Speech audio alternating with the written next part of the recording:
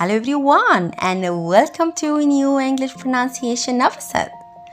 When you speak naturally, words often flow together, creating a seamless stream of sound rather than distinct separate words.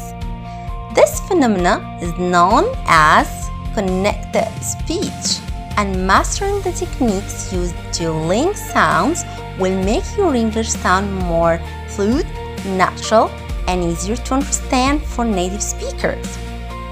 Here are the key techniques of connected speech.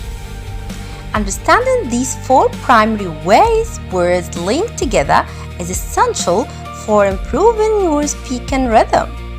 First, linking consonant to vowel.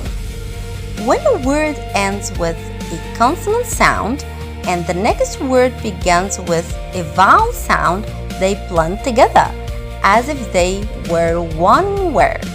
For example, turn on becomes turn on.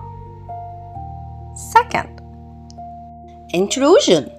Sometimes an extra sound, a glide, is inserted between two vowels to make the transition smoother. For example, in, go, out. You might hear a faint W sound like go out, go out, go out. Third, assimilation. This occurs when sounds change to become more like the sound that followed them, often to make articulation easier.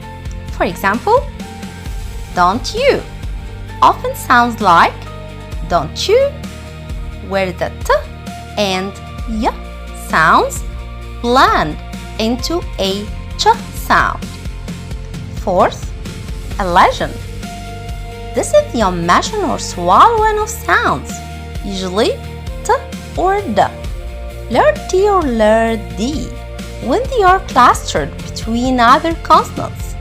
For example, in the phrase next door, the t sound in next is often silent, resulting in next door, next door.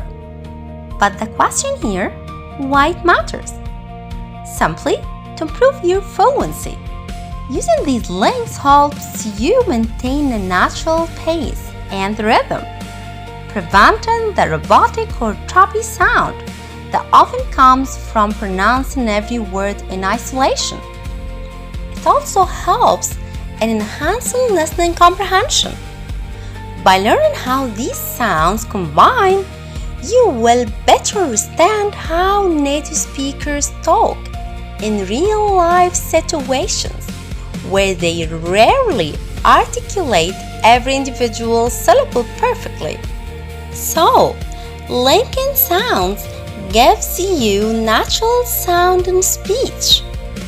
These techniques are what give English its characteristics and helps you sound more like a proficient speaker. Notice, don't worry about hitting every single consonant perfectly. Instead, focus on the overall flow and connecting the ends of words to the beginnings of the next. And try to record your progress. Listen your own voice, as listening your own voice allows you to hear what you might be pausing too much and helps you identify opportunities to use linking sounds to improve your flow.